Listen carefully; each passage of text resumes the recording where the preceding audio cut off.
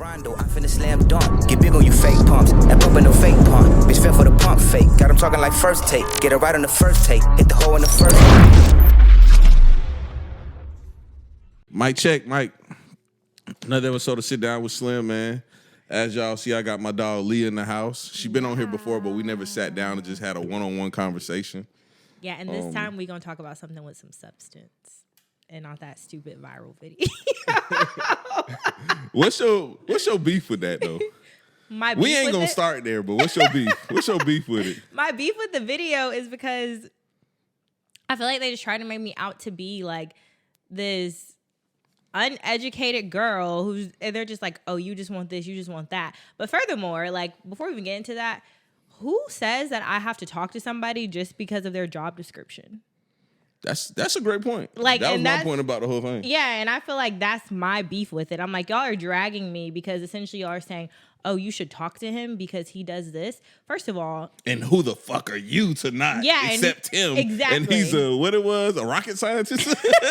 A nuclear physicist. A nuclear physicist. That he lied about and also had a girlfriend. But like nobody's replaying that clip. They're just replaying that clip and dragging me and being like, oh, how dare you're not even that cute. You're going to be 300 pounds by the time you're 30. Like, how dare you tell this man no, as if I don't have a choice to talk to who I want to talk to. Can we admit one part that is true that they were saying, though? Okay, what? The only part that was true that they were saying is you do have a type. Okay, I definitely have a type. And I try to defend you on that, but then you start dating your type again. Let's not say that. I was dating somebody that's not my type.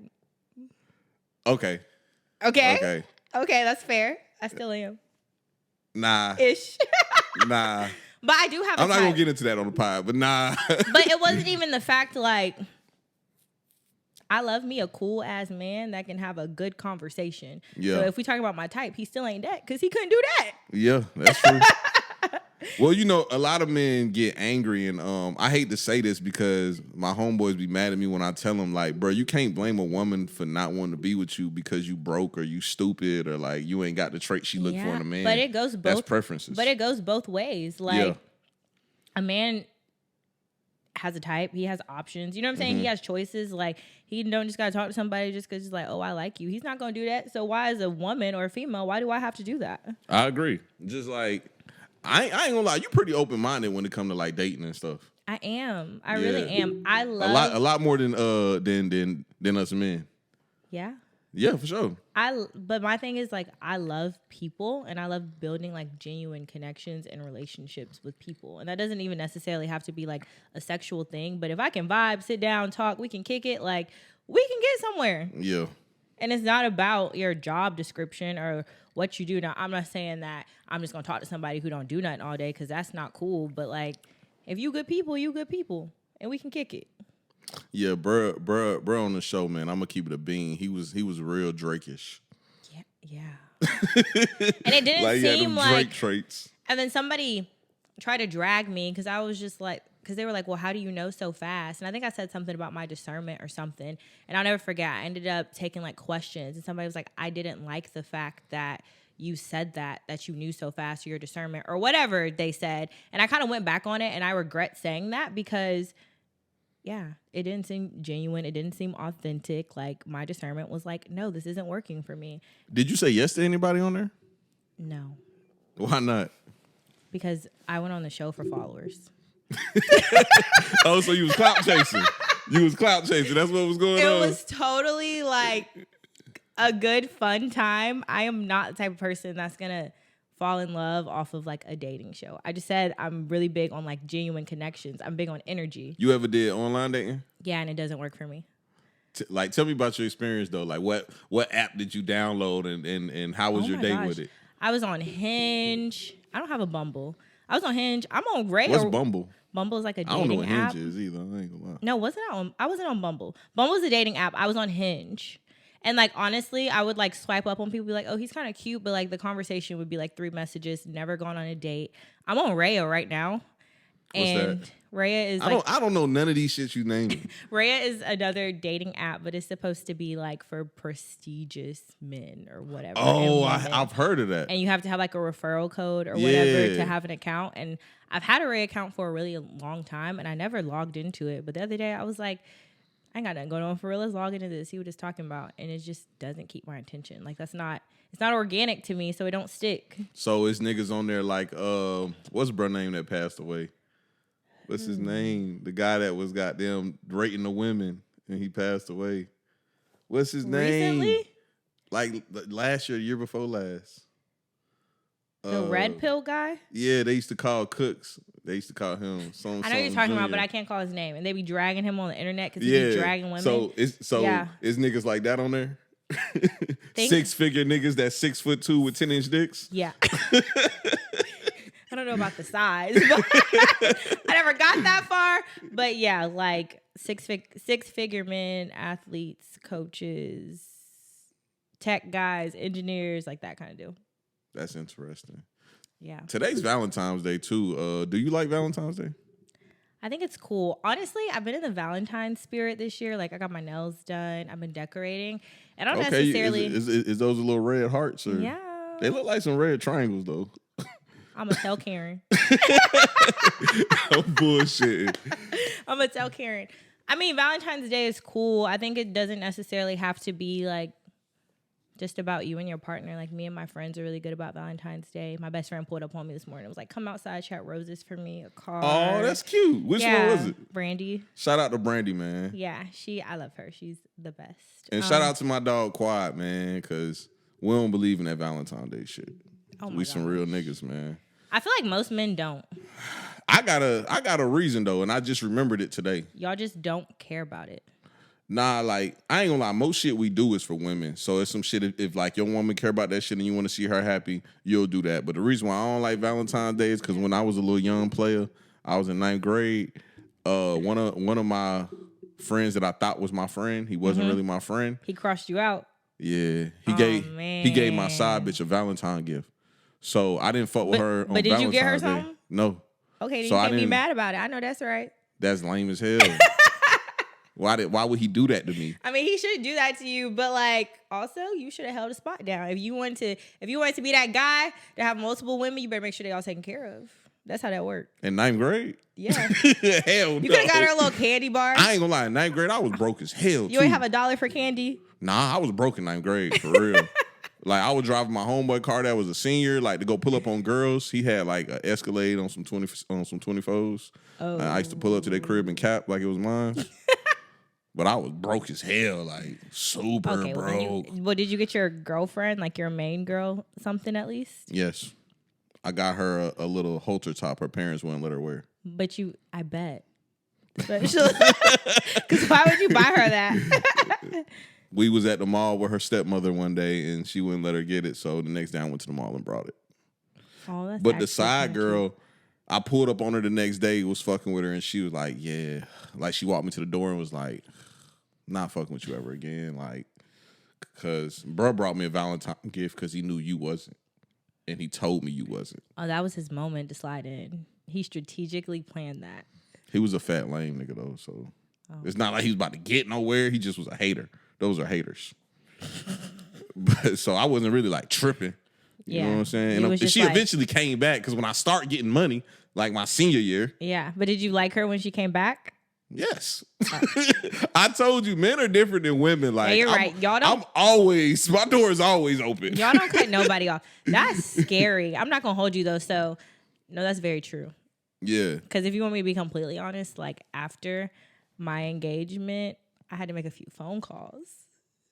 And everybody was like, oh my God, I'm so disappointed. I wanted to marry you. Ha! Oh, and you know, niggas love vulnerable box.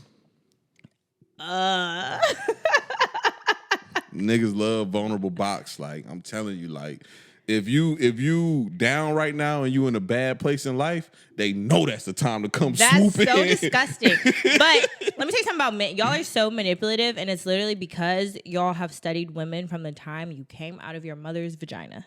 So y'all know exactly what to do, you know exactly what to say. And yeah, y'all pay so much attention. Like people always be like, "Oh, men are stupid." Y'all are not that dumb. Y'all are very strategic, smart, and y'all don't do anything without thinking it through first. Do you think Patrick Mahomes won the Super Bowl without studying his playbook? Absolutely not. That's what we do. We got to study the playbook. Yeah, you study the playbook. You got to study the playbook, page for page. But yeah, fuck Valentine's Day. It's not even that important. You know what I'm saying? Like, I mean, you know, buy your girl some flowers, get her a little bear, whatever. But like I was telling my homeboy, if you've been with your girl forever and you done already brought her 3 Louis bags, she got all of them in the closet. She don't need a 4th one. No, but I think that's when you like give a more meaningful gift. Like it doesn't even have to be expensive. Maybe that's when we go to the park and you plan a picnic and we just sit and talk and vibe. Like, what's the most thoughtful gift you ever got before? Ooh. I'm trying to think. Oh my gosh, that's hard. A thoughtful one too. Do not tell me no fucking jewelry, no bap ass jewelry, because niggas give bap ass gifts. I ain't gonna lie. If you want me to be honest with you, I don't think I've ever gotten a thoughtful gift. I feel like I've always gotten surface level gifts. Because niggas is used to fucking with surface level women, and they probably think you was that too. Yeah. That's fucked up. People, I'm not gonna hold you. I feel like people typically think that of me. Are we about to go into talking about pretty privilege now? We can. Let's Hold do up. it. Before we talk about pretty privilege, I gotta tell you about my best gift though. What's your best gift? My best gift, it was a girl I met when I was in the first day of school in 9th grade, and she was like my friend, like my real friend too. I thought we was friends, but she really just wanted to fuck. But before all that, when we was like real friends, yeah, she used to always buy me a cake on my birthday every year. And then one year, I was like, bruh, I don't even be eating them cakes. Like, come on, bruh. Yeah. And she made me a cake, but she made it out of like the first layer was like shots of Hennessy. The second layer was like mini Corona bottles.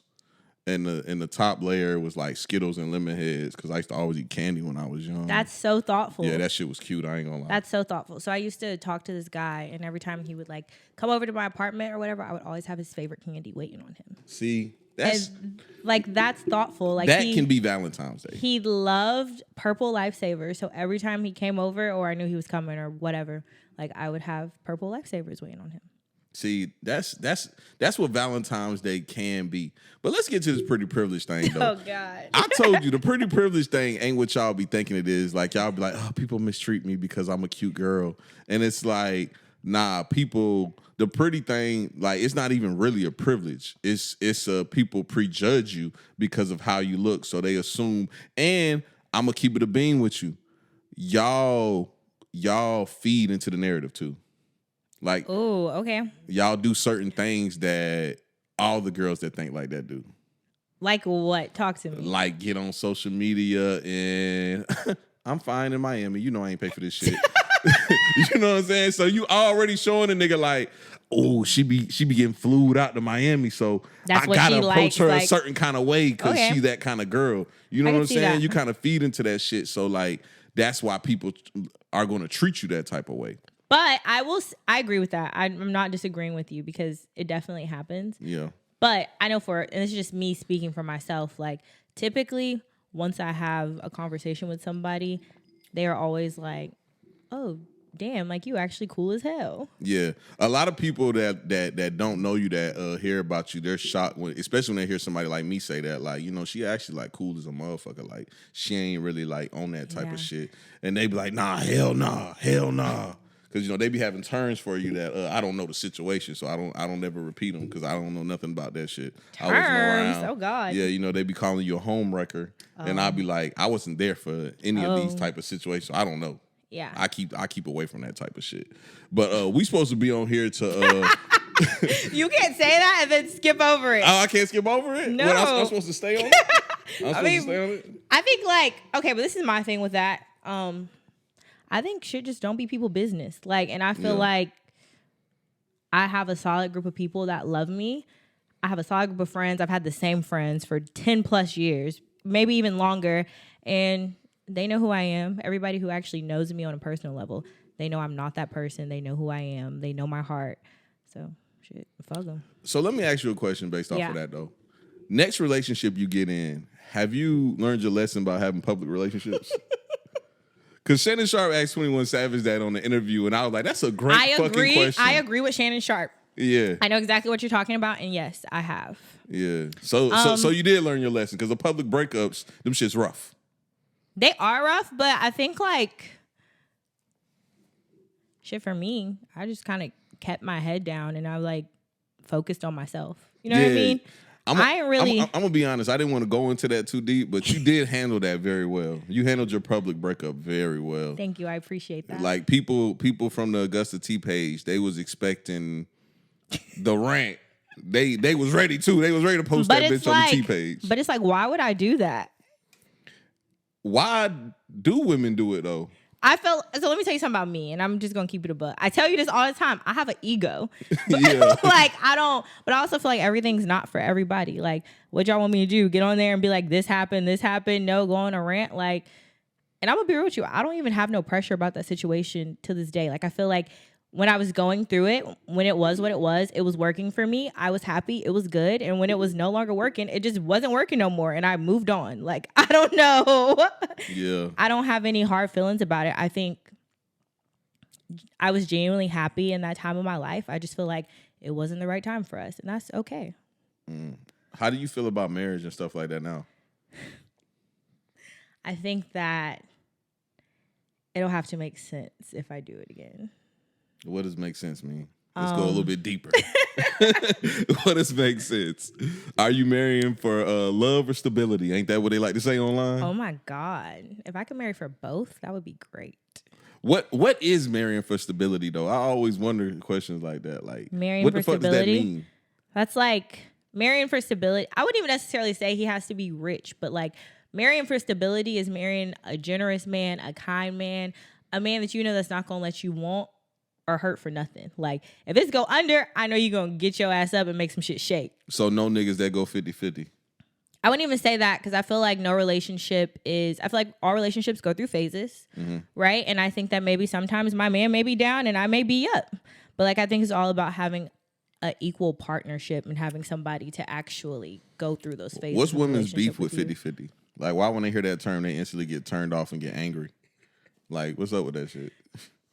I mean, because if you take it back, like back in the day, traditionally the man pays all the bills. And I'm just gonna be honest with you. Like, I come from a household and I come from a family to where like the men pay all the bills. Yeah. And my mom, for instance, like my mom is a hard worker. I get so much of like who I am as a person comes from my mom. Like, she is a hard worker. She believes in going to work as a woman and having your own, but it's more so like a, I know I'm straight if I need it or if we get in a situation. But my dad, who's my stepdad, but I also call him my dad too, he gonna make it happen. You know what I'm saying? Like, and that was my expectation going into my marriage, my engagement / what was supposed to be a marriage. But, and I'm gonna be real with you, like I made that comment. I was like, I'm used to living a certain type of way, and that's what I expect. Shout out to Miss Rhonda too, man. One of the nicest people I ever met. When I be hearing those stories about her, I don't believe them. My mommy is an angel, and I love her so much. She's the best. You know, I believe it too. I heard some stories, like in the country. We not even gonna get into that because I'm not about to get in trouble for this conversation. So I wasn't about to tell the stories. I was just saying, like, when I hear them, I'm like, no way, Miss Rhonda, no way, because she's one of the nicest people I ever met. Yeah, no, her and my homeboy Turk mama and Trey mama. My mama, nicest people I met. My mama don't play. She's very nice. She's very kind. But one thing about Rhonda got boundaries. Do you have that in you too? Oh, absolutely. Do you think you get it from her? Absolutely. I am my mother's child. Okay. Do y'all bump heads because of that? Yeah.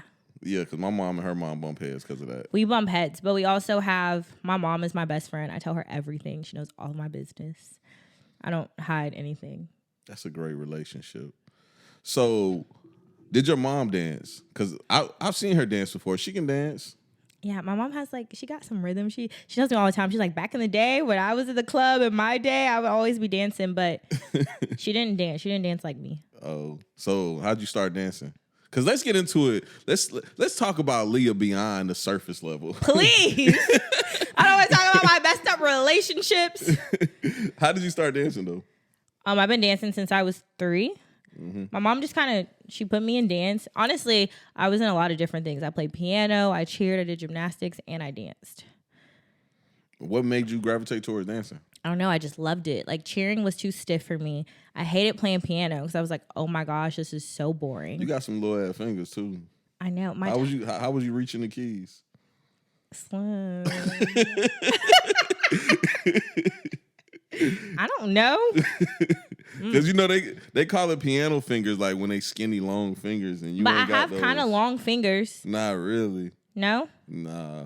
They are skinny, but I feel like they're kind of long. Not really. You got dancer's feet, but you don't have the. First of all, get off my feet, because you told me. Your feet ain't like, they not like ugly as hell, but they look like dancer's feet. Like I definitely have dancer's feet. People say, but I keep my feet done because of that reason. Of that right there? Oh my gosh, I have to. Because I told you, Sierra got some ugly ass feet. The singer Sierra. The singer Sierra. Yeah, the singer Sierra. She got some ugly ass feet. Like, ew.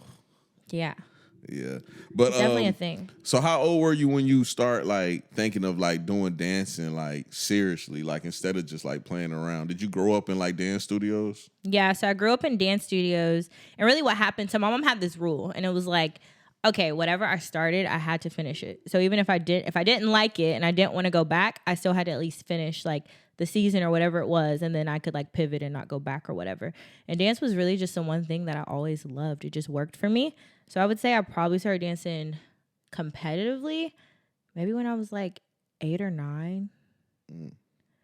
Yeah. How has dancing changed since then? Like when you were 9 and the 9-year-olds that you coach now?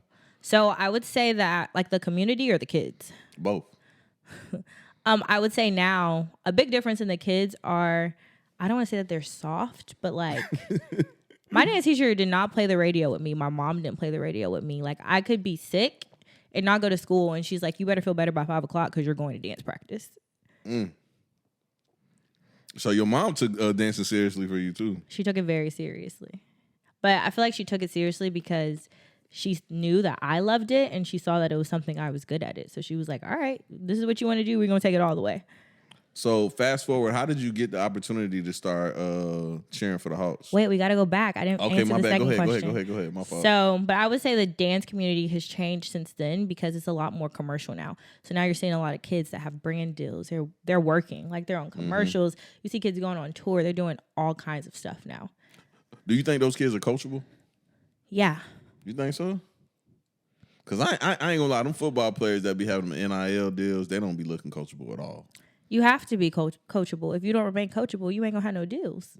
Yeah. You know what I mean? Like, because you got to be on somebody's team. Yeah, you have to be on somebody's team. You have to have some kind of mentor. I tell people all the time, I'm like, still to this day, I don't feel like I'm too big to be a student. I'm a student first before I'm anything else. I'm a student before I'm a professional dancer. I'm a student before I'm a dance teacher, and I'm a student before I'm a dance studio owner. So when you was in high school, it was strictly dance. That's all you focused on. You didn't have any other things that you thought you wanted to do. Well, I've always wanted to be a nurse. So like growing up, I would like play like these little nurse games where I would do like knee surgery, like surgeon games. I would do like knee surgery and stuff. Oh, I thought you was gonna say the game where you try to take the bone out of bruh, and if you hit the side, it blink up.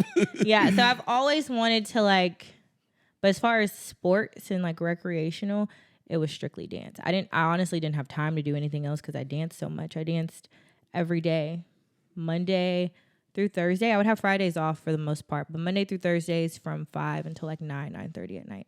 So your schedule was just full. It was full. And then on weekends, I'm like going to dance competitions.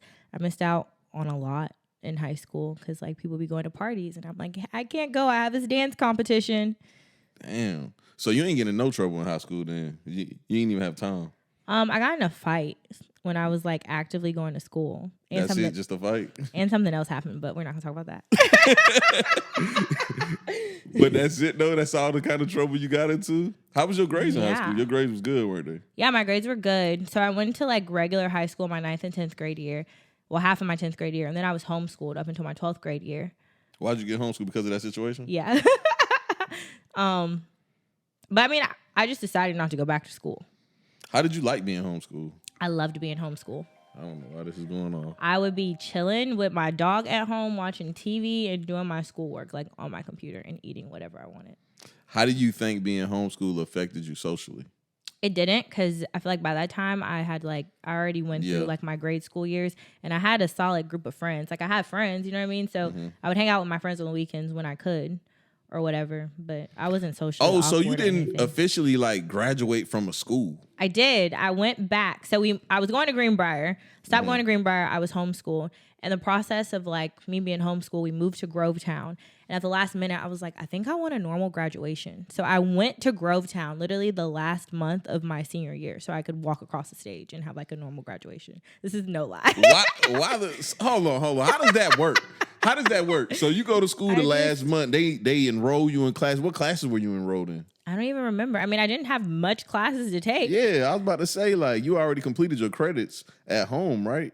Yeah. So, like, they had you in 4 electives. Yeah, and, it was like English and math. Yeah, it was like dumb. It wasn't, but I was just like, I think I want a normal graduation. Mom was like, okay. So I went back to school. So, what kind of graduation do you have being homeschooled, though? I think they had a ceremony. So I was on, I think it was called like Georgia Provost Academy or something. So they also had a homeschool center. So like if I didn't want to sit at home and do my schoolwork that day, like I could go into the homeschool center with other kids. But like majority of the time I just stayed at home. How many kids were there? It wasn't a lot. It was probably like 10 of us in the homeschool center. And we would but it was all online. So we would go to the homeschool center and just sit on the computer and do our work. You would just be around people. I ain't gonna lie, that shit sound boring as hell. You want to know something? What? I think that's why I hate online classes in college. I can't do online class, period. Yeah. And that's what you saying that reminds me. It requires a level of discipline. But I think it's interesting because I honestly feel like my level of discipline first comes from my mom, but it comes from dance. And why do you think that? Because it requires discipline. Like to do something every day for years, to continuously get up and go to practice every day, to constantly miss out, to like have your feet hurting, your toes sweating, like that requires discipline. You think I always wanted to do that shit? No. There were some days I'm like, I don't want to do this today.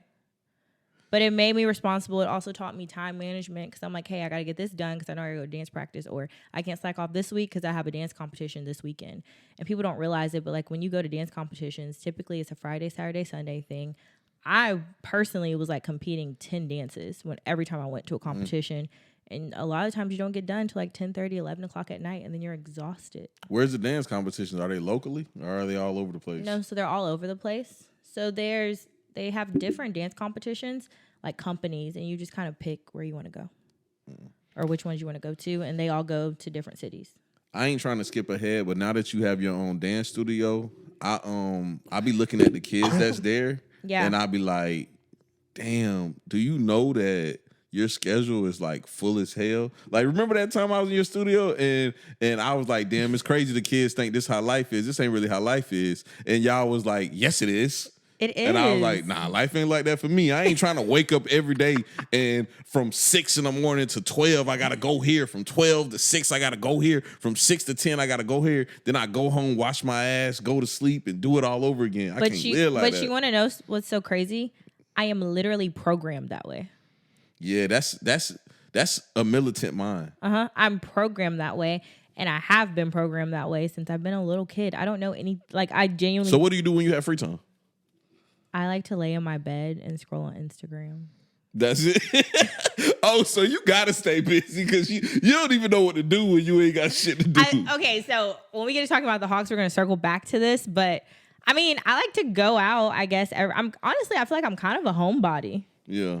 Like, I'll go out and kick it. Like, if I got, like, a fun little date or something happening, like, I may go see them. But even when I go to Atlanta nowadays to, like, see my friends and stuff, I'm typically going for a reason. Like, I have something to do, which is why I'm there. Like, I don't really parlay too much. Growing up fast, man. Yeah. That's life, though. That's life, though, for real. So now let's get to the Hawks, though. Okay. That's a fun story. Yeah. I love how did that story. opportunity even come to happen? The Hawks team, how did you get that opportunity?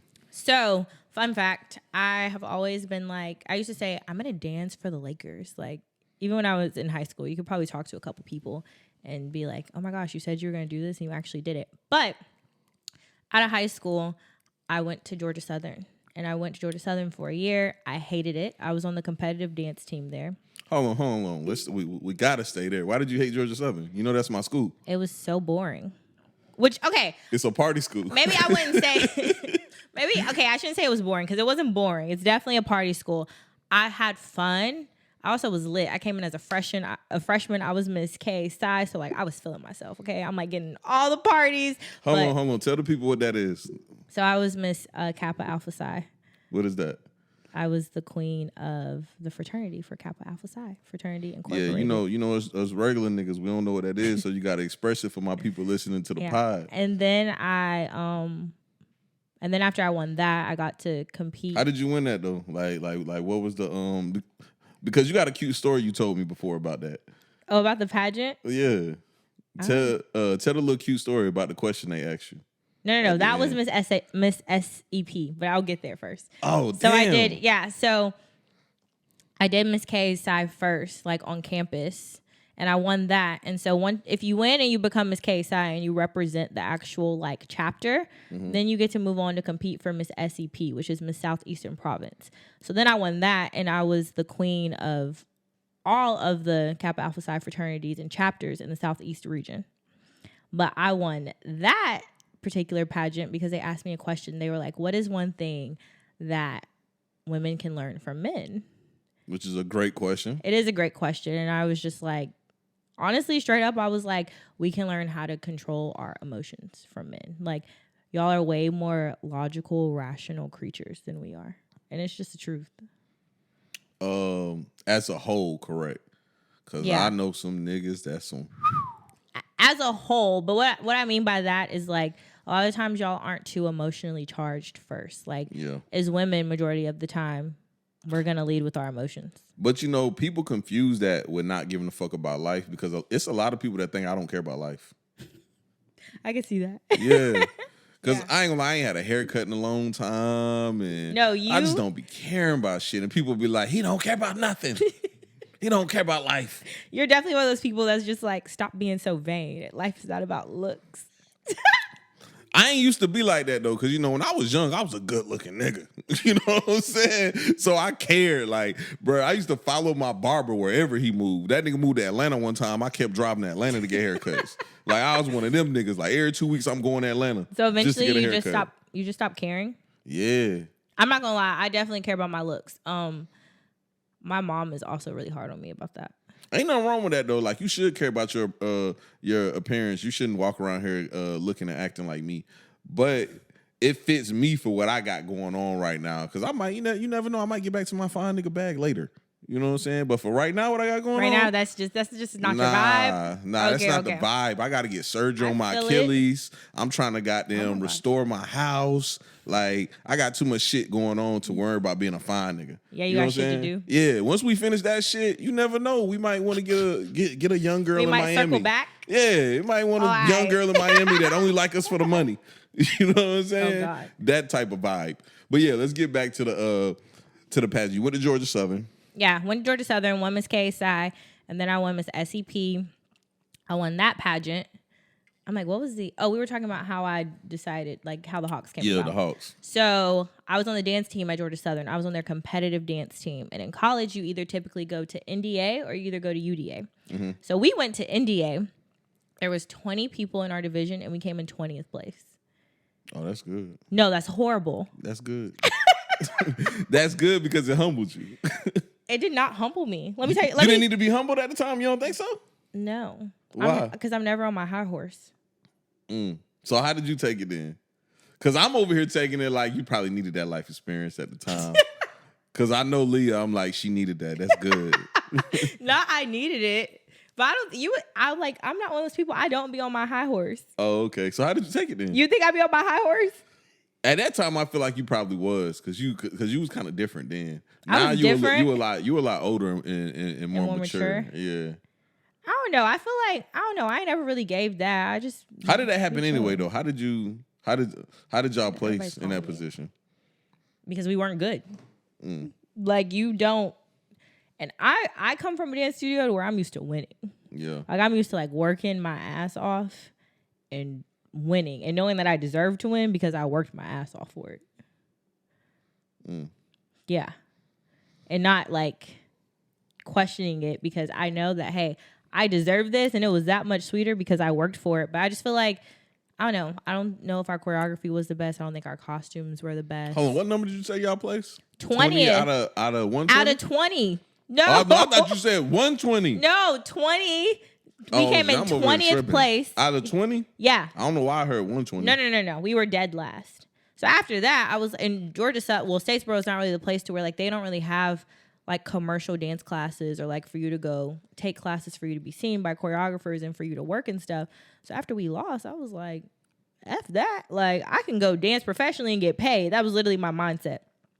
So after that happened and I just wasn't really feeling it, which by the way, I got so much slack and so much heat for leaving by the fraternity.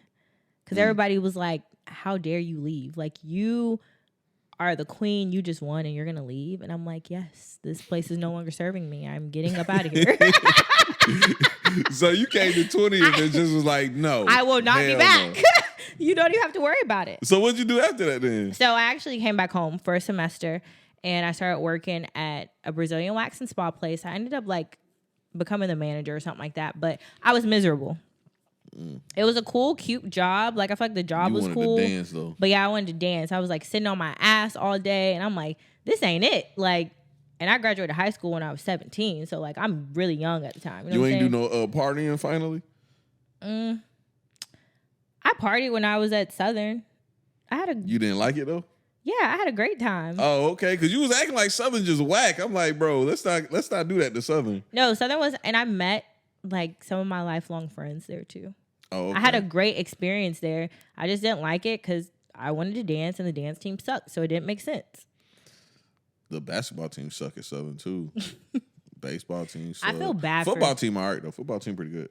I feel bad for saying that out loud, but it's the truth. We just weren't good. Like we lost. That's most programs at Southern though, so it's not. So then after I came back home, I kept telling my mom, I'm like, Mom, like I want to go audition for the Hawks. I want to dance professionally. And my mom's like, absolutely not. Like you're 18. I might have been 18 turning 19 at the time. I don't know. I think you have to be 19 to audition, but whatever. I was like on the cusp of it. My mom's like, absolutely not. You're too young to move to Atlanta by yourself. Like, no. She's telling me no. And I'm like, one thing about if I want something, I'm going to get it. That's just my personality. Why you ain't just trick her and tell her, Mom, I think I want to go to Georgia State? Why you ain't just like jig her like that? Because I don't be capping down. Like, one thing about me, I'm going to tell you exactly what I want and how I want it. And I'm standing on it. Like, period. That's crazy. I would have told my parents, like, yeah, man, Georgia State sound cool. Yeah, no. I wasn't on that at the time. Like, I wanted to. So how'd you go about it? I wanted to dance. So I ended up, this program, I think I was like on Instagram just like researching or whatever. You know how like on Instagram program, like other pages pop up that you like kind of been searching or whatever. So this company called Z Pro Prep followed me. And I was like, what is this? So I clicked on it and she trained girls to get them ready for pro dance team auditions. And so I'm like, this is a sign from God. Like, this is my moment, right? So they had a 2-day weekend in Atlanta at first. And I told my mom, I was like, yo, I want to go to this. I'm going to go to this, Mom. She was like, all right. She actually went with me. So I went for the weekend and I got there. I did the program. It was super cool. And Z, who's the owner of the program, she was like, I think you're super talented. Like, I have this program coming up. I think the program was maybe like 6 to 8 weeks. I don't know. But she was like, yo, come dance 4 days a week. I'll work you out. I'll basically help put you in front of these people. Because she was on the Hawks dance team and she had retired. So she had connections in the Atlanta community. And she was like, I'll help get you ready. So I was like, all right. So I went through the program. I slept on one of my best friend's couch for like 2 months. And shout out to that friend. Yeah, she a real one. Because we always need that type of support in our life. Yeah, for real. We do. I slept on her couch for like 2 months, and I was just like grinding. So the first audition that came about was the Atlanta Falcons audition. I knew I didn't really like at the time. I had my heart set on NBA, but I didn't have any like professional dance experience. I didn't even know you tried out for the Falcons. I didn't have any professional audition like dance experience. So I went and I got cut. And so I made it through like the early or I got cut right before semifinals and they cut me for my weight. Why? I was too big. Weren't you like 19 though? Yeah. But at the time, remember I was coming off a job where I was sitting down all day. Yeah. So I wasn't in like. How much did you weigh?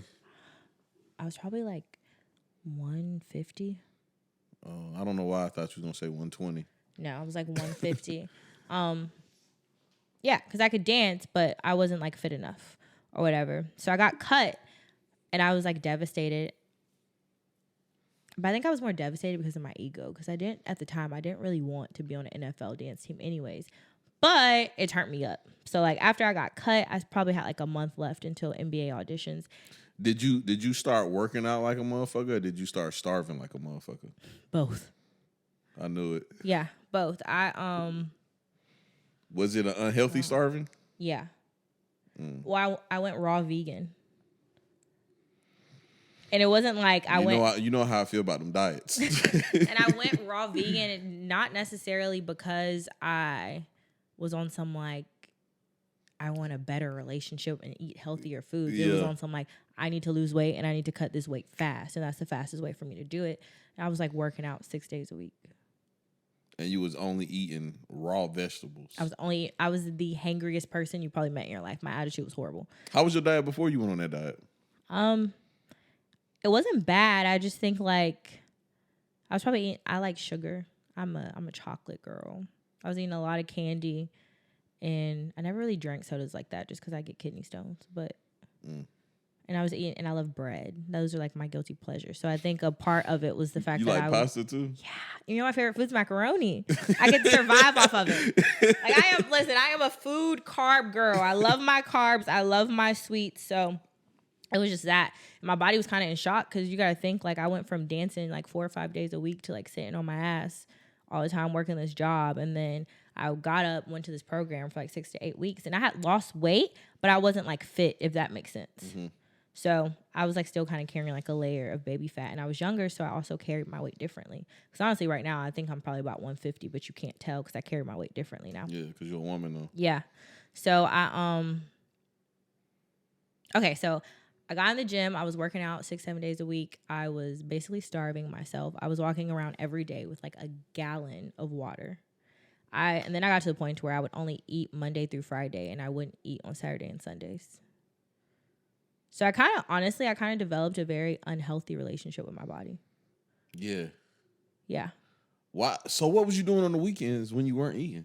I was detoxing. I was doing Arden's Gardens 2-day detox.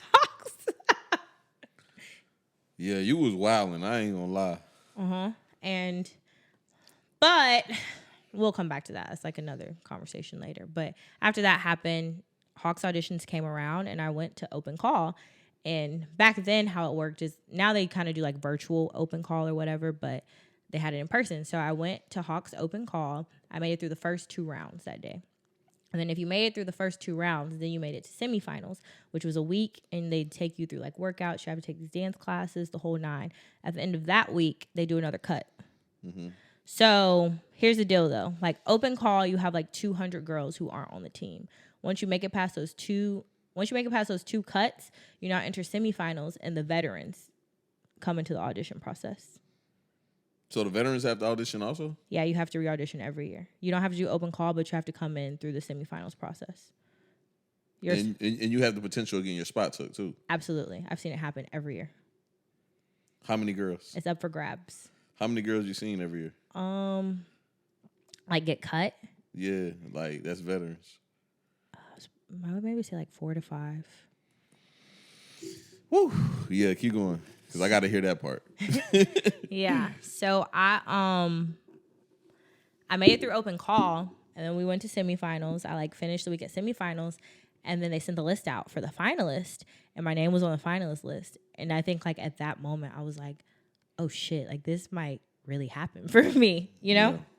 So then we had another week of auditions. We had more workouts. We had to learn our audition dances. We did like team building things, because a lot of it is your personality too. Like you can dance all day and maybe cute, but if your personality's trash, they won't take you. Like you have to be very like well-spoken, very well-mannered, like all of that. How do they make you showcase your personality though? What kind of things do they do? They make you talk to the vets, and the vets snitch on you. That's sneaky as hell. And they watch you, like how you interact with people, and just all those things. It all comes into a play. So they be cutting the snobby girls that act like bring it. Absolutely. One year I was on the team, and all of our rookies got cut except 2. Why? They fired them for their attitudes. Damn. So. But anyways. Yeah, keep going. So made the finals. We went to we had our final audition where we did our routine, and it went well. And after that, we had to wait a couple of days. And how they announced who made the team, it was a Facebook Live, and every 10 minutes they would flash a girl. And there was 20 of us. Like some draft day shit. Yeah, like draft day shit type shit. And I'll never forget. Everybody was like so nervous. My heart was like beating out of my chest. The person never mind. We'll talk about that later. But and I was on the phone with Quay actually at one point, and I was like, oh my God. I was like, I don't think I made it. Like, and I was like, he was like, you good, bro. You good. I know you, like, you got this or whatever. And the next picture that flashed was my picture. And I swear to God, I cried for like 3 days. Look at Big Bro being supportive. Yeah, I cried for like 3 days, and it was so rewarding because I knew I worked my ass off for it and I deserved it. It makes me emotional, like even talking about it now, because oh my God, I went through so much. So how was your experience on the team though? Like, you stayed on there for what, 4 years? Yeah, 4 years. How was your experience in those 4 years? My experience on the team was amazing. Like, they will always be my family. I love my coach. She's like another mommy figure in my life. Like, she has taught me so much, and I feel like she's poured into me as a woman so much, and it shows in how I carry myself too. But I think with any job, it has its pros and its cons. I think I made the team when I was like 19 years old. So I started so young that I think that you grew with the team. I grew with the team, but as I matured and I got older, I realized it was no longer serving me because I put so much of myself into it to where it was like my identity, and I had no idea who the fuck I was. Yeah. Because people don't realize that, like, when you're on a team, it's not about you. It's like, I have somebody, yeah, you know what I mean? Now it's life after sports. It's life after sports, and people don't tell you, they don't talk about what happens when your passion becomes your career. Mm-hmm. And then when you know, like, if you don't perform, you're going to get cut. I think it would have been one thing for me to, like, audition and not make the team, but once you're on the team and you know you could potentially get cut and your spots may be up for grabs, you know what you have to lose. So that's one thing, but I also think it molded so much of who I am as a person, and not necessarily a bad way, but it kind of left me being like, who am I? When I got to the tail end of it, if that makes sense. Because people don't realize, I'm like, I have people telling me like what I can say, what I can't say, what my hair needs to look like, what color my nails have to be. Like, it literally controls every aspect of your life. I heard you say that before, and I ain't really get it. Like you said something to me one time about how when you go to those tryouts, they're looking for certain kind of women, and only that one kind of woman that fits that kind of look. So I always picture it as it has to be one Glorilla looking girl, one Ice Spice looking girl, that's one exactly, Cardi B looking girl. That's crazy. That's real. And then like, so it's not who danced the best; it's who fits the criteria for what they need on the team. Both. Can you dance and can you fit the criteria? So that's it's very it's also very strategic, because like most people think like, oh, I can dance, I can audition and make it. No, it's strategic to the point of like, I intentionally picked a bob when I auditioned because I knew none of the veterans on the team had a bob. So essentially I would be bringing a new look. If I would have went up against, actually, you know what? I think there was a girl who had a bob. I actually think she might have been my partner. She had shorter hair. But when I retired, I used to wear like, I would always have like a fun color in my hair. So I would have like green. I think my last year I had red. When I retired, the other girl they brought on, she replaced my look. She has red underneath her hair. That's crazy. That's an interesting concept. It's a system. So I tell people all the time who are interested in doing it, I'm like, okay, you can dance, but like, how can we brand you so you can make this team? Because a lot of times, especially if you walk into an audition and you look like a 6-year veteran, a 6-year veteran, she's not losing her spot. Probably like a 4th year and up, they ain't going nowhere unless they just not performing, right? So if you walk into an audition looking like that 4th, 5th, or 6th year, you're going on a suicide mission, because if you can't outdance them, you're gonna get cut. If you look like them, or if you have that look, they don't have a need for you per se. That's crazy. So somebody that's trying to audition for the team right now, what's the advice you would give them? I seen you make some videos on TikTok about it, but like, let's go a little bit deeper. Like if you had to go right now and a girl had that same look that you already said you went in there with the bob, then what do you do now? You look at what they don't have. do they have, I'm just saying this for an example, but like, do they have a black girl with long blonde hair? If they don't, make your hair black. I mean, make your hair, get you a bust down weave and color it blonde. That's crazy. and people don't think about like that because you wouldn't know that unless you're like in the system. You know what I'm saying? Or like if you've gone through it, but like that's literally how that shit works. So, do you think it was some girls that possibly tried out that were great dancers and just didn't fit it all the time? I've seen it happen a lot. So, what do they do at that point if that doesn't work, but they're great dancers? If that doesn't work. I mean, there's like, you don't necessarily have to dance on a pro team to be a professional dancer. It's a gift and a curse, I would say that. But like, you can take other routes. You can go the more commercial route, which means like tours, music videos. You can book commercials. Like, there's other things you can do. I think the pro world is specifically interesting because it's one of those things to where I call it a corporate dance job. Oh, that's the question I had too. So, yeah, what other type of jobs did you do while you were doing dance? Because you know everybody, ever since the Cowboys came out with their Hard Knocks for cheerleaders, everybody was saying cheerleaders didn't make much money. So, what else did you do for money while you were dancing? Honestly, on the team, I taught dance. I was like I had like probably like little baby jobs here and there. I think I worked at a med spa, but here's the problem with it.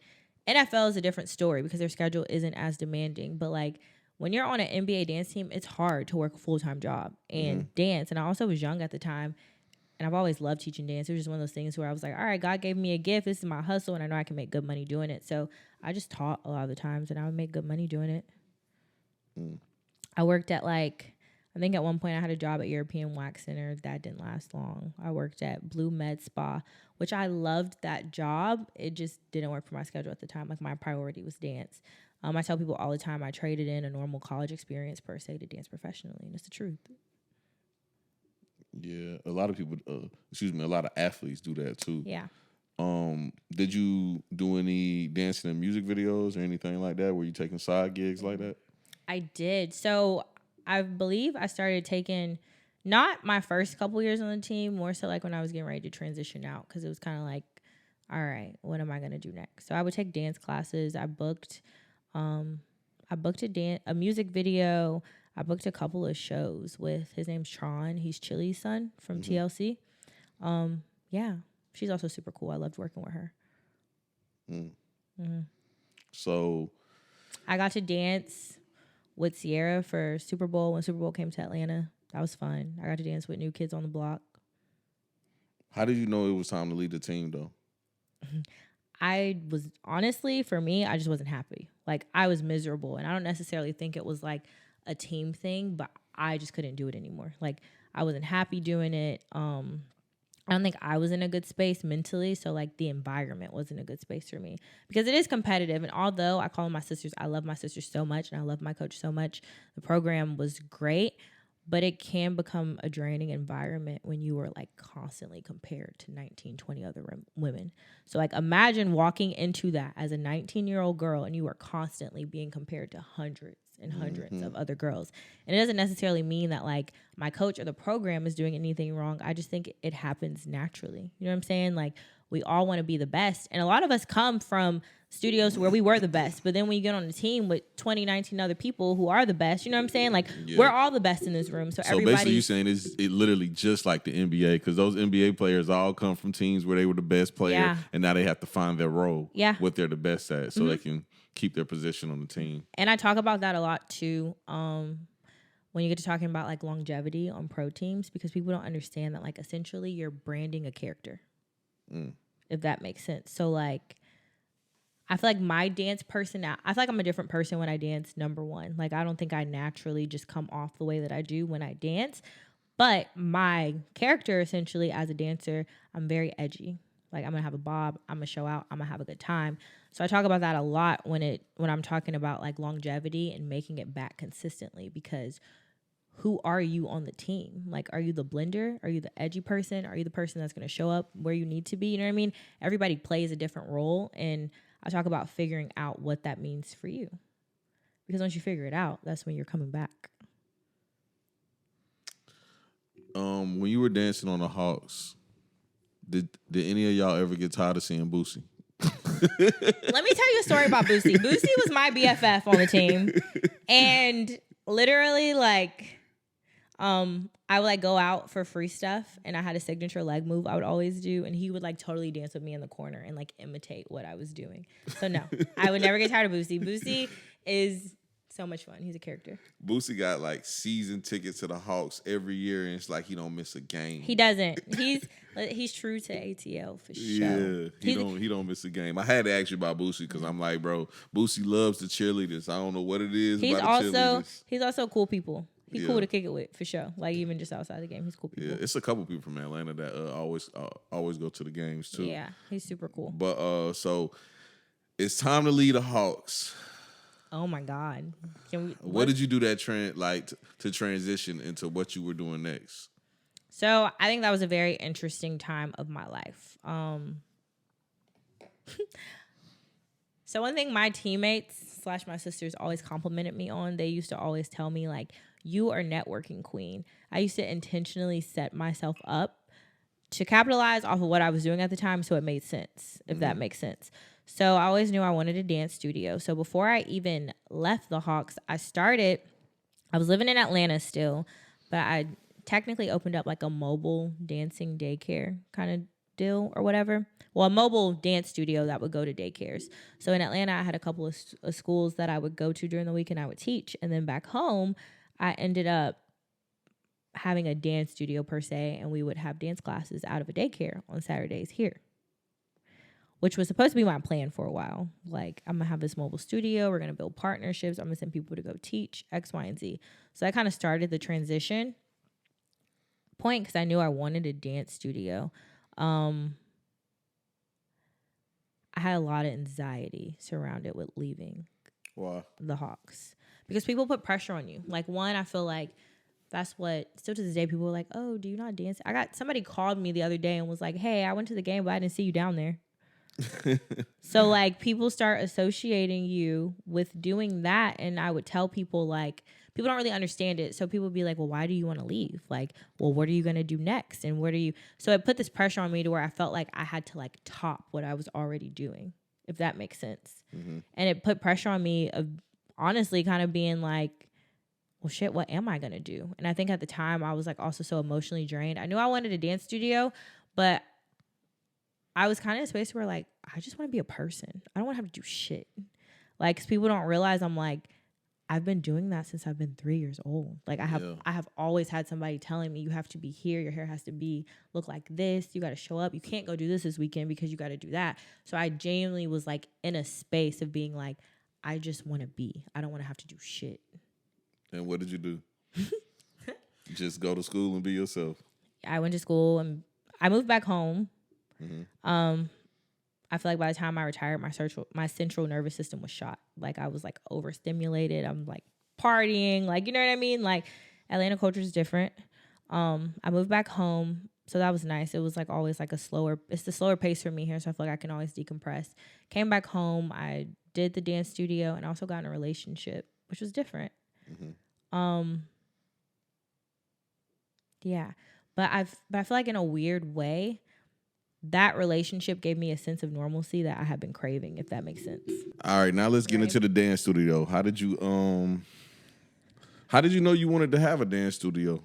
I've always wanted a dance studio. Honestly, I think for like a lot of dancers and professional dancers, it's kind of end game.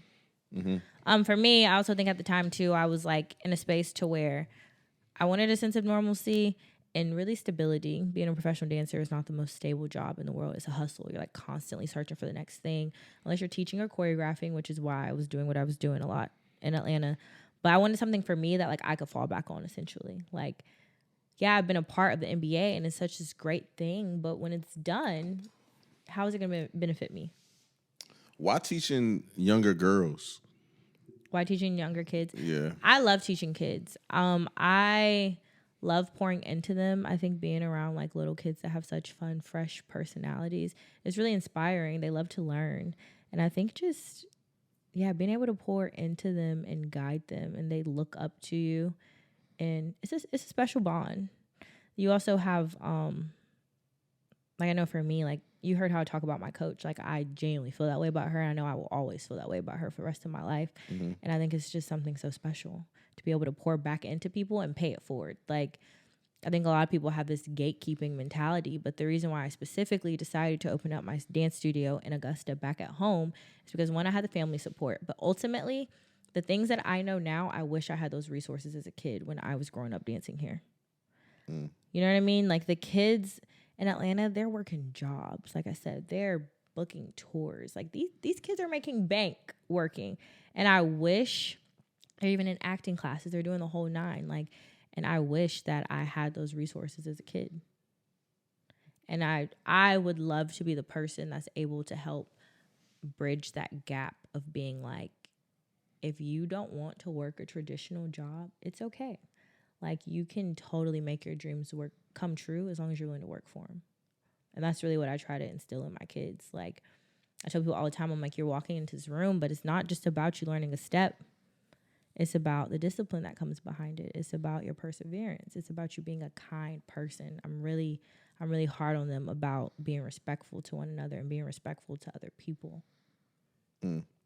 So basically, you're giving back to where you grew up at. Yeah, and I think it's such a special place because people tell me all the time, they're like, you're one of those people that made it out, whatever that means. But I'm like, whatever. You know, sometimes people say that and all they mean is you moved to Atlanta. And that's a weird thing. Like, yeah. But I will say, I kind of understand where they're coming from because, like, you can move to Atlanta, but I moved to Atlanta and I did something. Mm-hmm. I didn't just move to Atlanta and just, like, party, get a BBL, and, like, crash out. You know what I'm saying? Yeah. So I understand what they're saying, but, yeah. And that's super important to me. I talked about you on my last podcast too. Oh, did ya? I did. You just reminded me when you were just talking about the BBL. The people listening probably are going to remember because I referred to you as my friend. And Big King was talking about how he was like, bro, I'm just tired of women with big asses. He was like, I'm just tired. It's like, bro, everybody got it. Like, I don't even care no more, bro. It's whatever. And I was telling him, I was like, you told me some real shit. Me? Yeah, which I had heard Melissa Ford say it before. She was like, beauty is a trend or whatever, and she kind of broke it down how it went all the way as far as Marilyn Monroe. Yeah, she broke it down from all the way there to down, and then you were telling me that the BBL trend is ending. It's going out of style. So I wouldn't and say, I didn't think of that because I disagreed at first, but then you gave me an example, and I went and looked at them girls' pages because I don't follow them. Yeah. Like you were talking about the Kardashians, and I was like, nah, them hoes got little, they got big asses, little waists. No, them girls look different. They look different. Yeah, and I wouldn't necessarily say that like BBLs are like going out of style but the over exaggerated BBLs, like that ain't it no more. Yeah. Girls are even phasing out of wearing lace fronts. They want natural weaves. Why is this happening though? I mean, I just think it's like, you know how people say like fashion comes back around? Mm-hmm. It's the same thing. Oh. So it'll probably come back around again, but I just think we're like, it's starting to change. Did you ever see girls with big ghetto BBLs and want one? Like a ghetto BBL? Yeah, the big nasty No, ones. Diaper booty. No, I never wanted. I call them diaper booties. I never wanted a diaper booty. Why? Cause I just feel like that don't fit me. You can't dance with it. Nah, I feel like that shit heavy. Like But I would say, lipo, oh my gosh, I want some lipo right now. And I have people telling me like, you don't need that. You don't need that. But I'm like, yeah, that's where I want to get to. Like, what's your thoughts on these surgeries? I want to say cosmetic surgeries, but you probably don't view lipo as a cosmetic surgery. I do. Huh? I mean, so I think I'm an aesthetic medical assistant as well. I've always loved beauty. If you heard me talk about my jobs, I've always had a job in the beauty industry, right? I don't think there's anything wrong with like enhancing or changing. I just think it has to be done correctly. So I don't knock anybody for like wanting to change it, but I have a problem if your lips look like they're like chasing to the TV right there. Like, no. I have a problem if you have a bad boob job. I have a problem if you have a bad BBL. I don't think there's anything wrong with it as long as it's done correctly. What's your take on it? Man, you already about know. To give me a rebuttal. You already know, like, I'm just. You can get some more you want to. You already know I just this is my thing about the surgeries, right? Mm-hmm. If you want to do something because you truly want to do something, like if you got yeah, like if you got the big ass nose and you're like a young white girl and you just if you was always picked on your nose, I don't think you need to go get surgery. I think you just need to go talk to somebody. You know what I'm saying? I'm not gonna hold you though. I'm not with a nose job is too far for me, but only because like people get so many botched nose jobs. I would be terrified. Yeah, but you know, I'm just not a fan of like trying to fix your insecurities with a knife. Let's try some other shit first. So if I told you I wanted to get a breast augmentation, you would tell me I need to go see a therapist for that?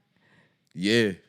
That's my first response. That's my first response. Cause I'm like, bro, let's like kind of figure this out. You know what I'm saying? So you think it's something deeper? Yeah. Why does it have to be something deeper other than the fact that I just don't like how the shit looks? It can be that, but I just don't agree. Like, it's kind of like, okay, I have this theory. I don't think women do shit for men.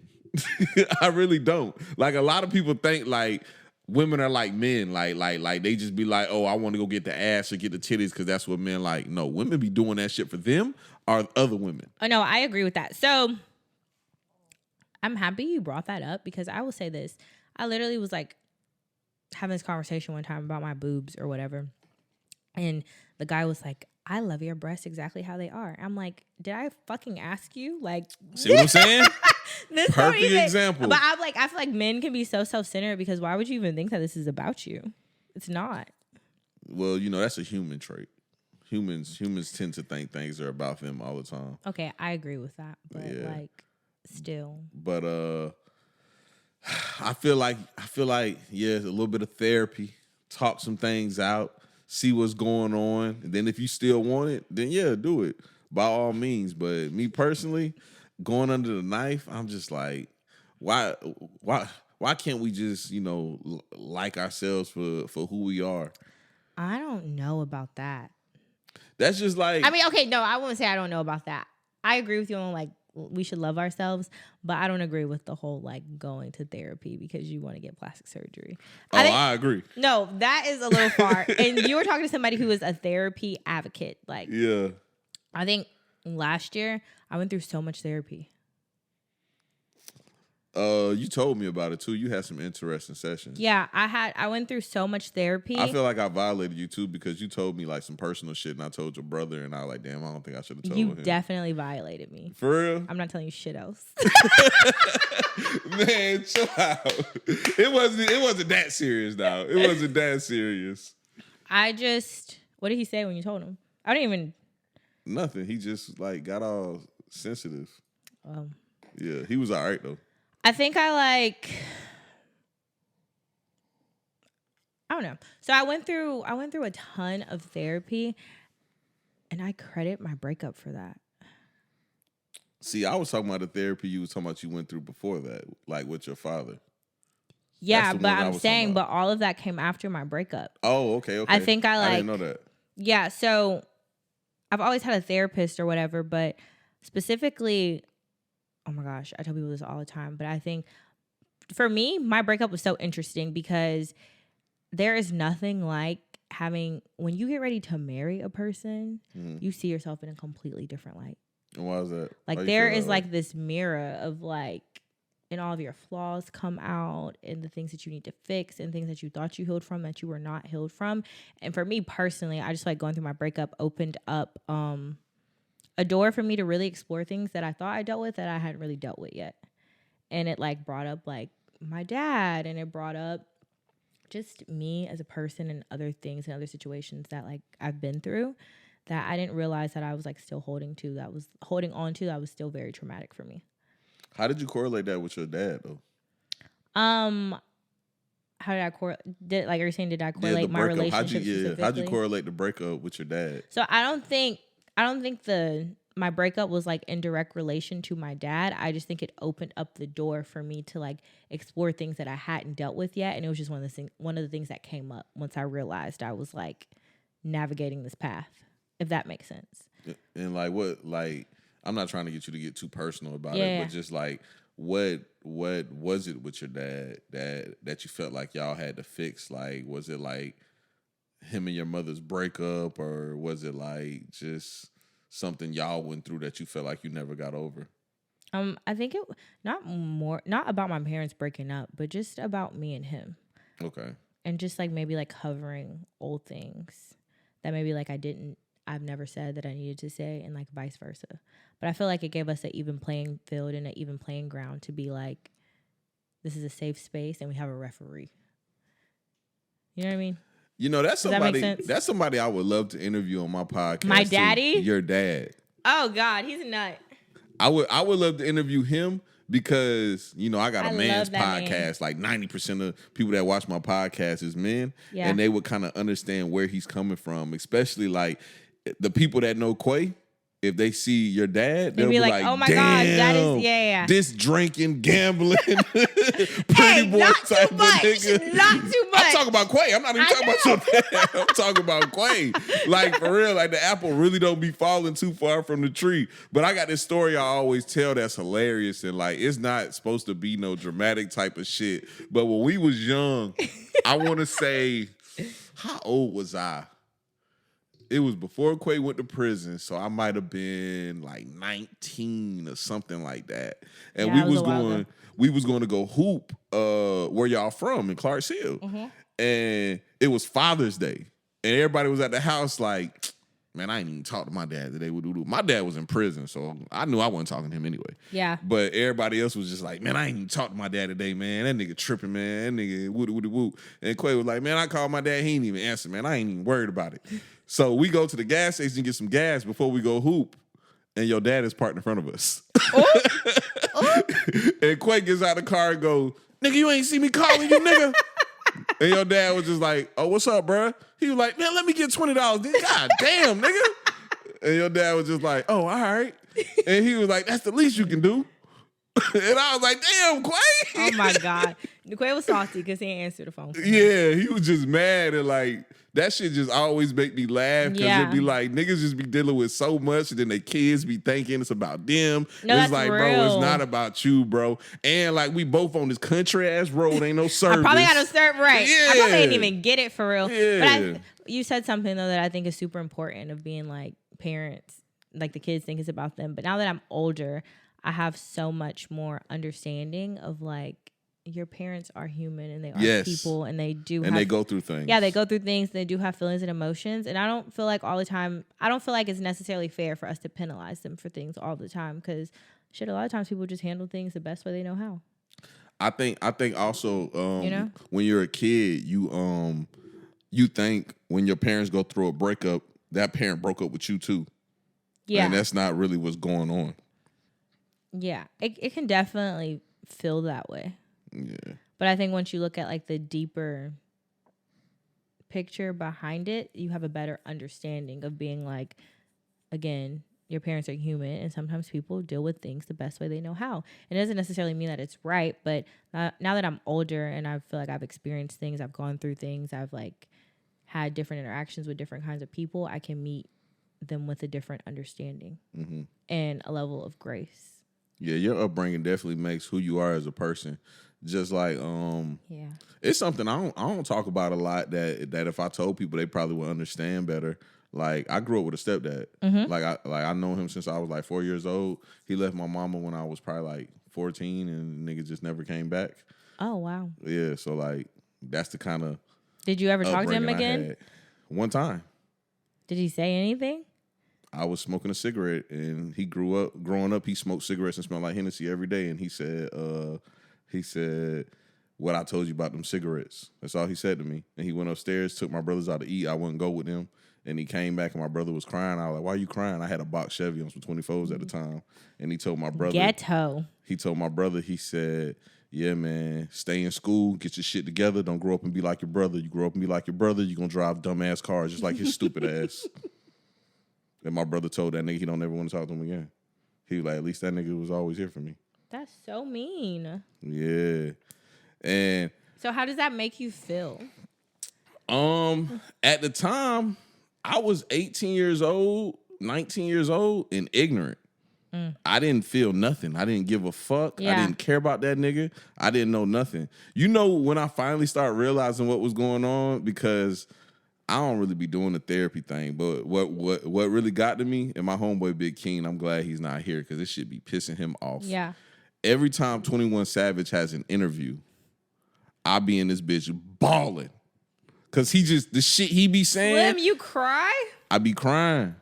A lot of people don't know I cry. I cry. I didn't know cry you... like once every 5 years. And I cried during the 21 Savage interview that came out around Christmas. Mm-hmm. And I just stayed in my crib all day, sad, drinking, gambling, just mad as hell. And Big King came over here like, bro, what the fuck wrong with you? And what happened was, it was certain shit that he was saying in the interview, and I ain't really like, I don't ever trip about my real dad. Like, I don't trip at all, because like, bro was in prison. So I don't trip by that. It was about me thinking about my stepdad growing up, and I was like, damn, this nigga really don't give a fuck about nobody. You know what I'm saying? And I was like, I think I got a trauma bond with the nigga. Like, I got somebody that... Listen, trauma bonds? Whew. Yeah, I got a nigga that I met recently a couple years ago, and one of the like things me and him connected on was he got a stepdad, and he was talking about the trauma bond shit, and I was like, damn, I be using that term too. And it's like the shit he say about his is the same thing I say about mine, and that shit was kind of therapeutic too. Us just going back and forth talking about that, but now that I'm 33, I don't get too emotional about it. Bro live in Savannah, Georgia. If he gave a fuck about me, he'd pull up. He'd come see. Yeah, he would pull up. But now that that's not the situation, I don't give a fuck. So will you say you have would you say that you have any influential men, it doesn't have to, or like a father figure or anybody that has helped influence you to get you to where you are today? Oh, hell yes. Yeah? Who would those people be? Around that same time that I was just telling you, I was like, I wasn't really going through no crazy shit, but I had some warrants and some bullshit like that. And I started working with my ROTC teacher from high school. He started a cleaning business.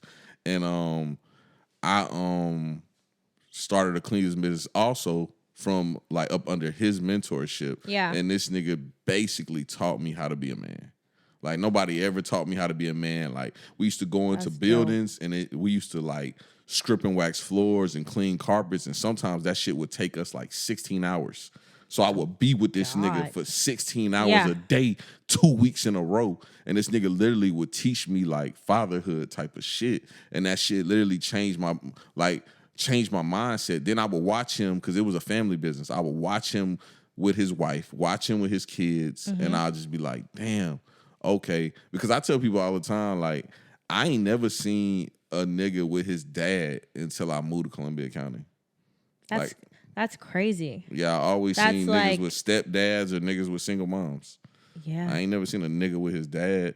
And the nigga that I met that had a dad, he wasn't with his mom because his dad took her to court and fought for custody. I've never even heard of that. I didn't even think that was a thing. And it was a thing. But and it's also very rare in the state of Georgia. Yeah.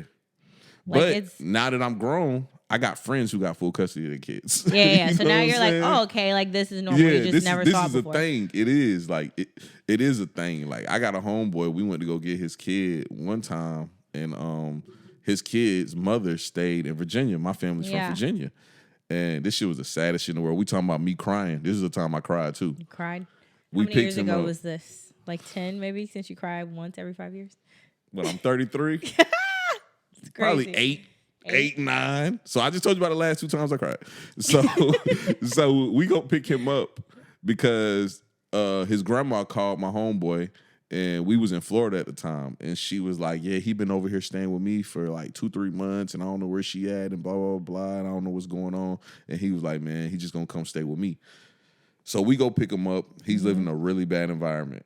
Okay. So we put him in the car. He gets in the car, and we start driving off. And he was like, hey, Dad, where we going? He was like, man, you going to come stay with me in Florida? And he was like, oh, okay. And that was his first time seeing his mama in a couple months. His mama came to tell him bye and stuff. Okay. And he looked at my homeboy, and he was like, hey, Dad, why my mama don't love me, bro? That's so sad. I told my homeboy, I was like, hey, man, go to the gas station so we get some gas. And I went in the bathroom and cried like a bitch. That shit was so sad. That is And sad. when I came back to the car, that nigga was wiping his face, pretending like he wasn't crying. And I was like, oh, yeah. This shit was like some movie shit. That's like, a heavy moment. This was going to be sad. That's a very heavy moment. Oh, yeah. That shit was super sad. Super sad. Especially like my homeboy response made it even sadder because he was just like, I probably shouldn't even be saying this on the pod, but he was like, man, it's not that she don't love you, man. She just going through some shit right now. Oh my God. Because, you know, she was dealing with like addiction issues and shit like that. So he was just trying to like break it to him like as a kid would understand. But that's hard because it's like, how do you, like you can say that to a kid, but they don't comprehend. But he gave a very real response. Like, you know what I'm saying? Like, how old is he now? Probably 9. 9? Okay, so when he gets older, he'll actually be able to like dig and dive into that, understand what that means. But like, you don't understand what that means. Yeah. You know what I'm saying? Like when my parents got divorced, I was like, what the fuck is happening around this bitch? You know? Yeah. You don't understand it. But when you get older, you, like I said, you meet it with a level of grace and understanding. I think it more so mess you up too because like it's your world changing. And when you're young, you want your world to just stay the same as you know it. Yeah, it's sad. And change is scary. So do you have any like business people that are like very influential to you? I'm interviewing you now. This what? Oh, you want to interview me? The Longway podcast, baby. Like business people that's influential to me? Yeah. Besides the person I just told you? Now I'm gonna be completely honest. I never even thought about this until just now, but I have somebody I work with all the time now called Real Estate Rod. Okay. And that nigga makes me want to do real estate like a motherfucker. Because first off, my dad does the same thing he does. Same exact thing he does. So I always wanted to do that anyway. But then just watching him and just like I have these little theories that I go with. Like I know retirement and Social Security is just not gonna be for us. So I'm like, if I don't figure this shit out by the time I'm 40, then I just ain't gonna have nothing. And the thing about being around him is like, I see like, oh, you can put your money into real estate and that can make money for you and that can be your retirement. Because what you're doing right now, you can't per se retire from it, even though you could, but you have to still make it yourself. Well, here's the thing. It's all about how you set it up. Yeah. Right? And I just learned that from one of like my mentors she's a fucking amazing person. I think she may be one of the smartest people I've ever met in my life. And her name is Miss Tam. She owns 777 Dance Studio. And I taught at her studio when I was living in Atlanta. And she has always been so supportive. I saw her this past weekend at competition and I looked at her and I was like, can I quit and come back? And she looked at me and she goes, quitting's not an option. No. Yeah. But she is. That's a great person. She's a great person. Anything that I need, if I'm like in a rut, I'm like, hey, how does this work? Like I'm running into this issue with the studio. Like I call her and she's just so amazing. She's like always putting me on game to like new business ideas. She's like, you've been doing this like this. This don't make sense. Don't do it like that. And she even recently just told me like, this is how you need to set up for this percentage or this X amount of money to go into your retirement.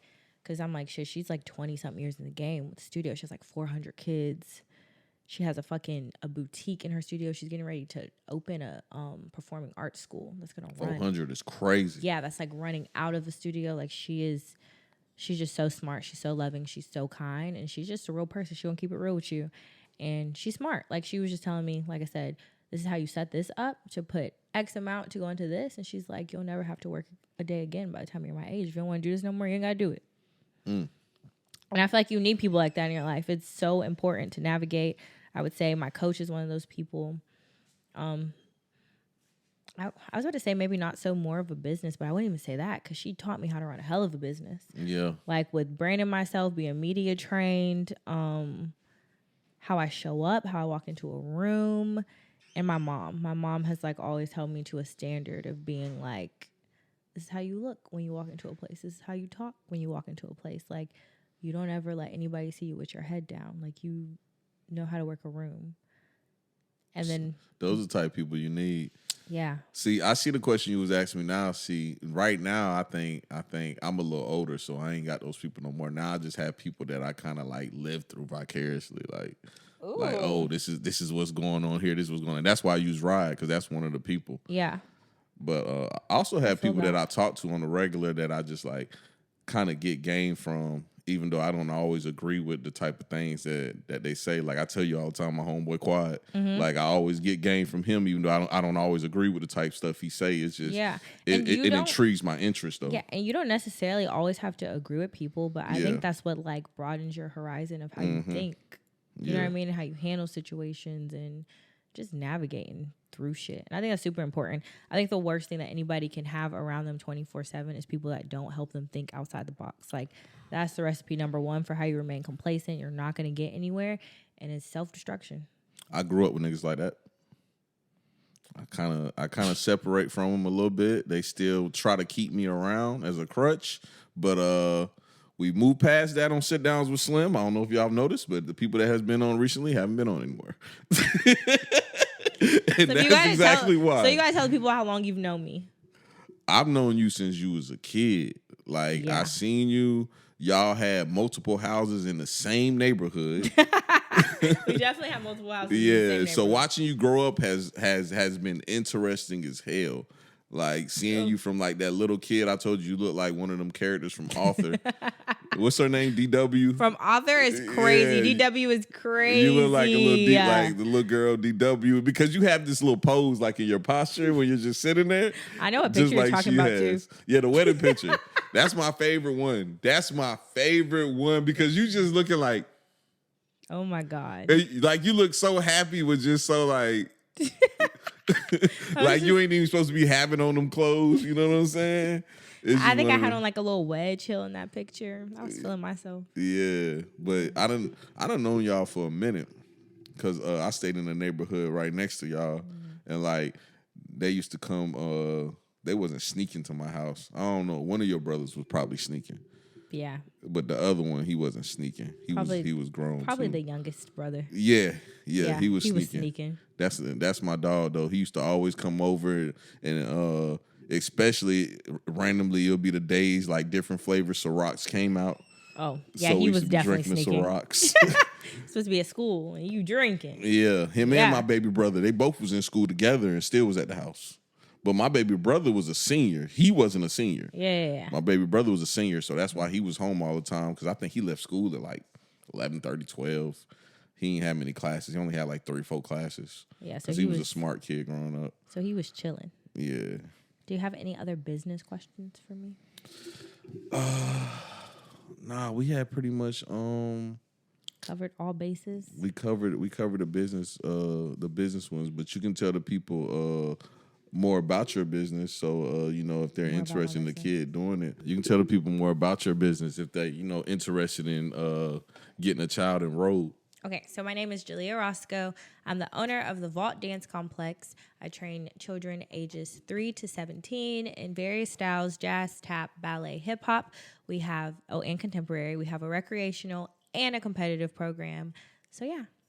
Follow us on Instagram at the Vault_Dance Complex and on Facebook at Vault Dance Complex and hit us up.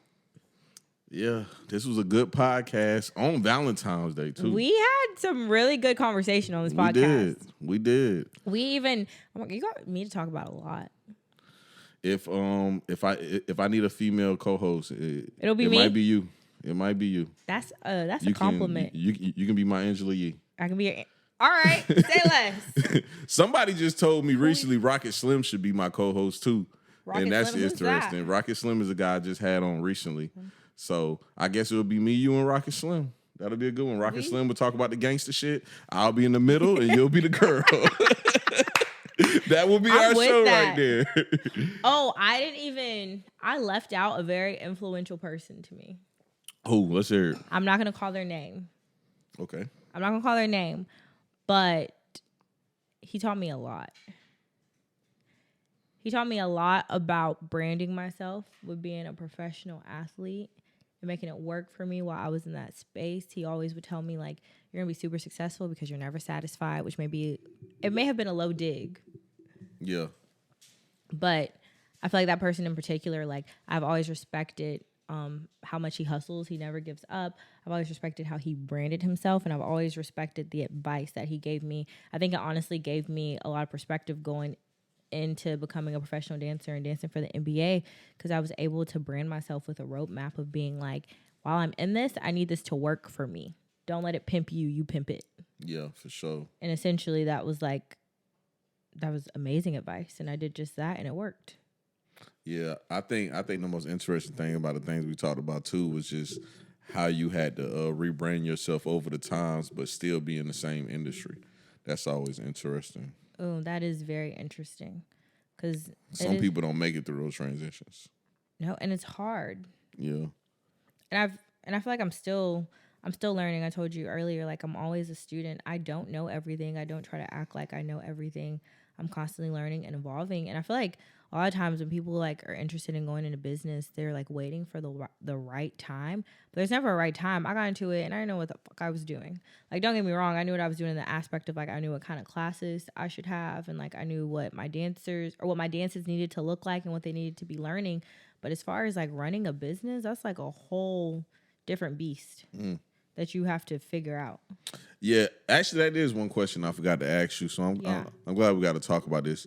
How do you feel about being a young entrepreneur? Do you ever run into experiences where people don't take you serious? Yes, I feel like people try TF out of me. Not only am I young, but I'm also a woman and I'm Black. Yeah. And I think it's a very I'm constantly trying to find the balance of like having boundaries, sticking to those boundaries, but still being nice and kind. And let me tell you something about my coach on the NBA. She is queen of that. You will never see her break a sweat, but you know she means what she says, and she says what the fuck she means, and you don't challenge it. That's how my mama is. Mm-hmm. And so I think the hardest part sometimes, though, is creating the boundaries with the parents, because essentially when you're in a business to where you're pouring into the kids, you feel like you're punishing the kids if the parents aren't abiding by the rules, if that makes sense.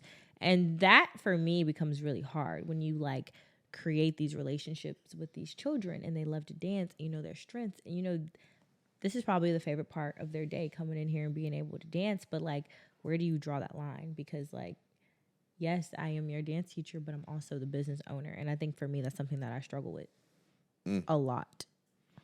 I'm getting better at it, but it is a struggle. It's like balancing the scales. I already know it because I had my first business young too, and I dealt with the same kind of things. Like I remember one of my first experiences when I realized that like, oh, this is difficult at this age, was I went into a meeting when I had my cleaning business. I went into a meeting and I had some brand new pair of Kohans on, and it was this old white lady, and she was like, "Those are some nice shoes," and I was like, "Thank you." I had just got them too because I like them motherfuckers. I was like, "Thank you," and she was like, "How old are you?" And I was like, "What?" You're like, "Why does that matter?" I was like, 26. And she was like, And she didn't say nothing else to me. And then they called me in for a meeting the next day and was like, yeah, I don't know why, but she said she didn't want to work with you because she said you were too young. And I had another experience like that the year before that with the guy that I was just talking about that introduced me to the cleaning business. We went to go do a job, and she asked for who was in charge, and they came outside because I was in the car on the phone, and I walked in, and she looked at me and started screaming, laughing. And she was like, absolutely not. But you know what a lot of that is too, is like sometimes people resent you for like going after what you want to, having the courage to go after what you want. Yeah. Number one. But I will say this though, having a business is the hardest thing that I have ever done in my life. And I think I completely underestimated how hard it would be. Yeah. And I also I definitely agree on that. Yeah. And it's very hard, but it's also very rewarding. And when you have those rewarding moments, you're like, whew. What's the difficulties for you? Oh my gosh. Navigating a lot of like when things go wrong and the perseverance of it, because like, especially when you're a young business, like every month is not a good month. You know what I'm saying? It's not necessarily the most stable thing all the time. You are constantly like people glamorize being a business owner, and I promise you work 10 times as hard as the person that's going to clock in on a 9 to 5 every day. My work doesn't stop. And not only does my work not stop, I also have several other people depending on me. So if I stop, they don't eat. Yeah. So I can't. Like, I literally, I'm like, I cannot afford to fuck up, because if I fuck up, this whole operation is going under. Mm-hmm. And I also think I went through a period of like, before I really started and being like, oh, I'm going to open up this dance studio because I'm an NBA dancer and everybody's going to come to me.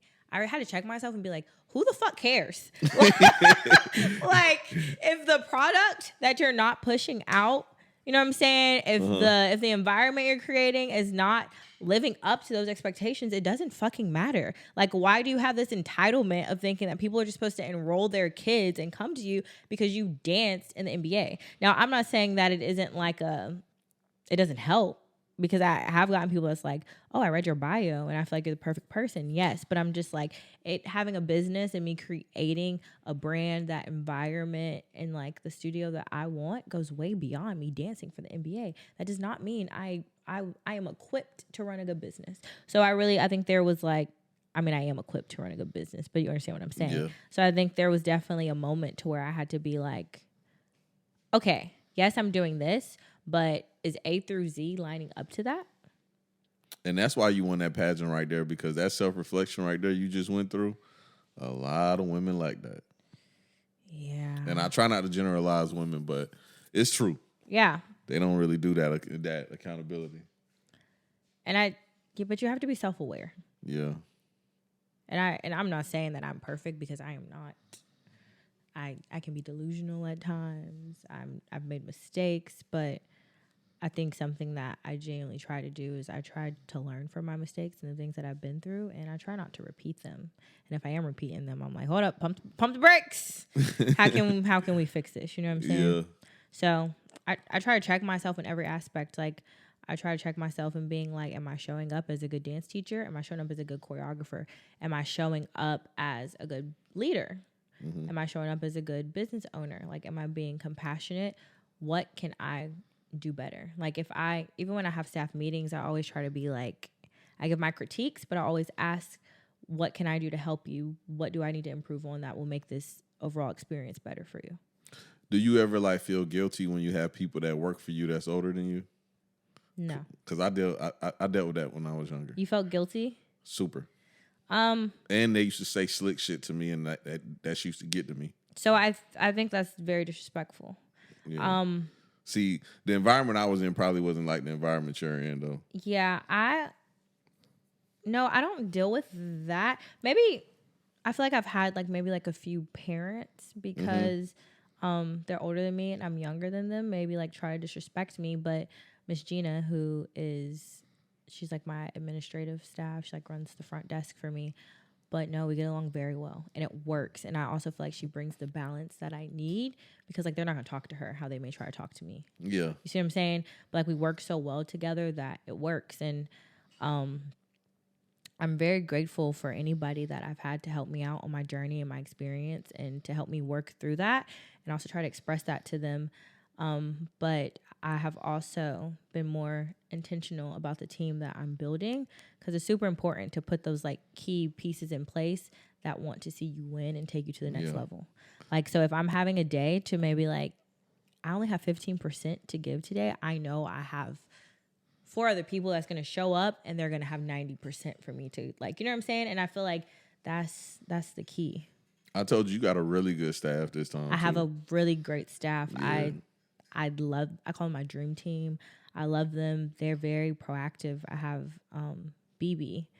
She's amazing. Like, I brought her on. She's like working on marketing. She's like texting me late at night, and she was like, okay, so I'm thinking like we're gonna do this nonprofit, and then in the next 5 years, we'll open up another studio in Atlanta, and that'll be our headquarters. And I'm like, but like, you need people like that on your team. Yeah, for sure. You know what I'm saying? Like, because they keep me going when I don't necessarily have it all the time. Or if I'm like stressed out, I'm like, I don't want to do this shit no more. You know what I'm saying? Because I do have those days, but like that keeps me going.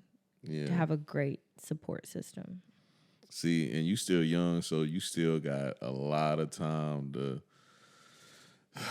go up, for real. Yeah. So what other businesses do you want besides this one, though? That's the last question I got for you as far as business. Ooh. So I just applied to nursing school, which I'm super excited about because it's something I've always wanted to do. I don't necessarily think I want a medical spa, but I do want to inject like filler, Botox, an aesthetic nurse. But I am in the process of actually ironing out opening a post-op recovery house in Atlanta. For like after women, we were talking about this earlier. After women, yeah, the BBLs. No. After they get their BBLs and their lipo. So they get on the plane, put their elbows on the seat, ass in the air, fly to your spot, and what you do? Make them sleep on their stomach, and what you do for them then? I'm gonna take care of them. Like what? Tell me what you gonna do for them. Yeah, they'll have like their vitals. They'll have their faja. Massage them. Yeah, massage them. They'll have their lymphatic draining massages.